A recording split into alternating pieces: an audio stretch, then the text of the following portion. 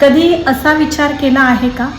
एखादी व्यक्ती तुमच्याशी नीट बोलली नाही, तुमच्याकडे दुर्लक्ष केले, तुमची किंमत केली नाही, तर लगेच आपण स्वतःला दोषी ठरवायला लागतो. कदाचित माझ्यातच कमी असेल असा विचार आपल्या मनात यायला लागतो. पण खरंच असं असतं का? तर नाही. कारण प्रत्येक वेळी एखादी व्यक्ती तुमच्याशी कसं वागते त्यानुसार तुमची किंमत ठरत नसते, तर त्या व्यक्तीच्या वागण्यानुसार, त्या व्यक्तीच्या स्वभावाचे, त्या व्यक्तीच्या परिस्थितीचे आणि त्या व्यक्तीच्या विचारांचे प्रतिबिंब दिसत असते.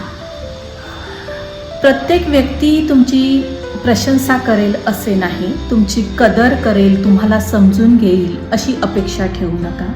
कारण प्रत्येक व्यक्तीचा विचार हा वेगळा असतो.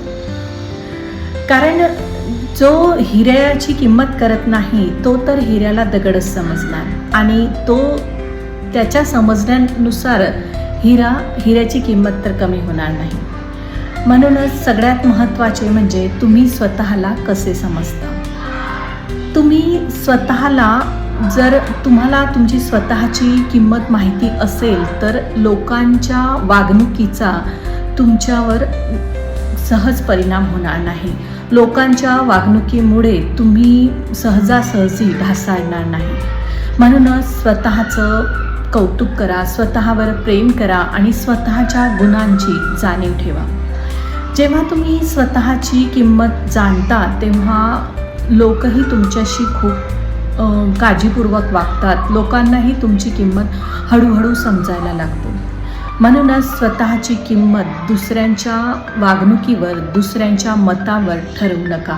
कारण स्वतःची किंमत आपण कोण आहोत हे आपल्या विचारांवर, आपल्या कर्मांवर आणि आपल्या मनावर ठरत असते. आजचा हा विचार जर तुमच्या मनाला स्पर्श करून गेला असेल तर तो अशा व्यक्तीपर्यंत जरूर पाठवा ज्या व्यक्तीला आज अशा विचारांची खरोखर गरज आहे.